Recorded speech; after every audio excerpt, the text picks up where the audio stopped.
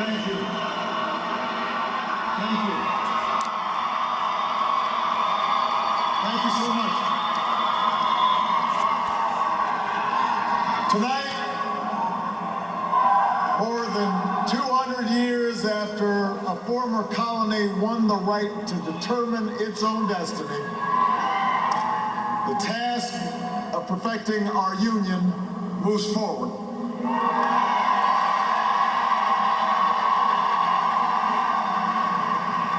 It moves forward because of you. It moves forward because you reaffirmed the spirit that has triumphed over war and depression, the spirit that has lifted this country from the depths of despair to the great heights of hope, the belief that while each of us will pursue our own individual dreams, we are an American family and we rise or fall together as one nation and as one people.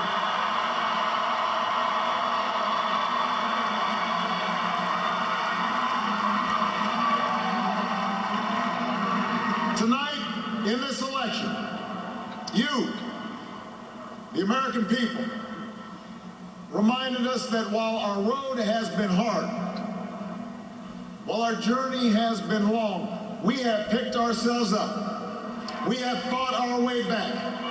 And we know in our hearts that for the United States of America, the best is yet to come.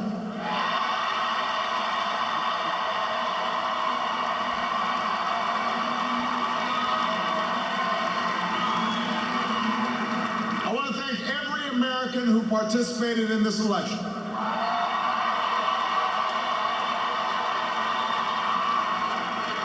Whether you voted for the very first time or waited in line for a very long time. By the way, we have to fix that.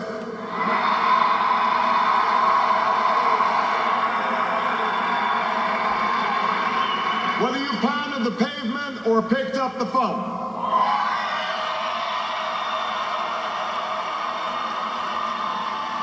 Whether you held an Obama sign or a Romney sign, you made your voice heard, and you made a difference.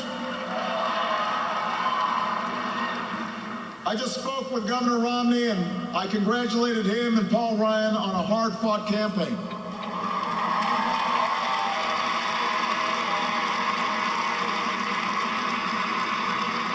We may have battled fiercely, but it's only because we love this country deeply. And we care so strongly about its future. From George to Lenore to their son Mitt, the Romney family has chosen to give back to America through public service. And that is a legacy that we honor and applaud tonight.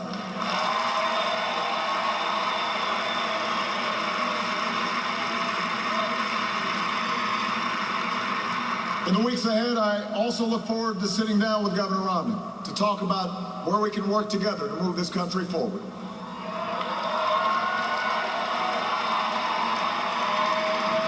I want to thank my friend and partner of the last 4 years, America's happy warrior, the best vice president anybody could ever hope for, Joe Biden.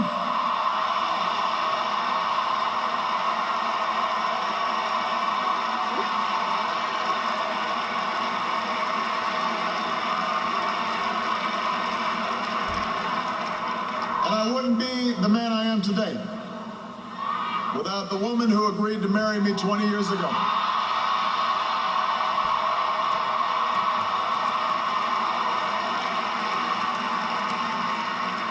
Let me say this publicly, Michelle, I have never loved you more. I have never been prouder to watch the rest of America fall in love with you too, as our nation's first lady.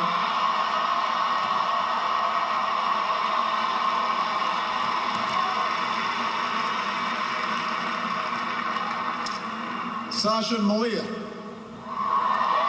our very eyes, you're growing up to become two strong, smart, beautiful young women, just like your mom. And I'm so proud of you guys. But I will say that for now, one dog's probably enough.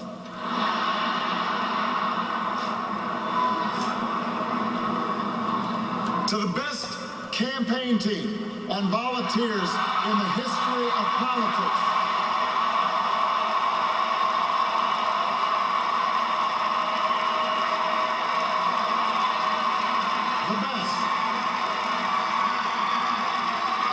the best ever.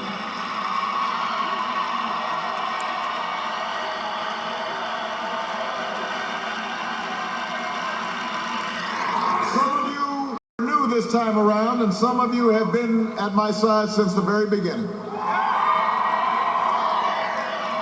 all of you are family. No matter what you do or where you go from here, you will carry the memory of the history we made together. And you will have the lifelong appreciation of a grateful president. Thank you for believing all the way to every hill, through every valley. You lifted me up the whole way, and I will always be grateful for everything that you've done and all the incredible work that you've put in.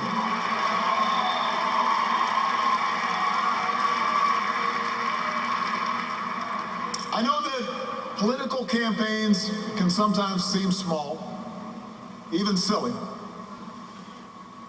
And that provides plenty of fodder for the cynics who tell us that politics is nothing more than a contest of egos or the domain of special interests. But if you ever get the chance to talk to folks who turned out at our rallies and crowded along a rope line in a high school gym,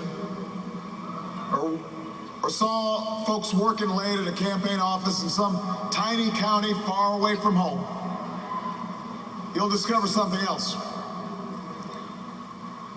You'll hear the determination in the voice of a young field organizer who's working his way through college and wants to make sure every child has that same opportunity.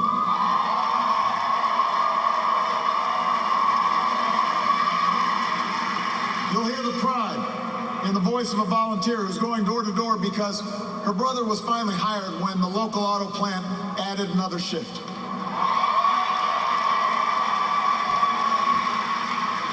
You'll hear the deep patriotism in the voice of a military spouse who's working the phones late at night to make sure that no one who fights for this country ever has to fight for a job or a roof over their head when they come home.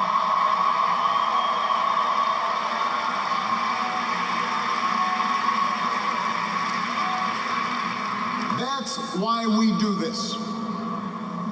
That's what politics can be. That's why elections matter. It's not small, it's big. It's important. Democracy in a nation of 300 million can be noisy and messy and complicated. We have our own opinions. Each of us has deeply held beliefs. And when we go through tough times, when we make big decisions as a country, it necessarily stirs passions, stirs up controversy. That won't change after tonight, and it shouldn't. These arguments we have are a mark of our liberty. And we can never forget that as we speak, people in distant nations are risking their lives right now just for a chance to argue about the issues that matter. The chance to cast their ballots like we did today.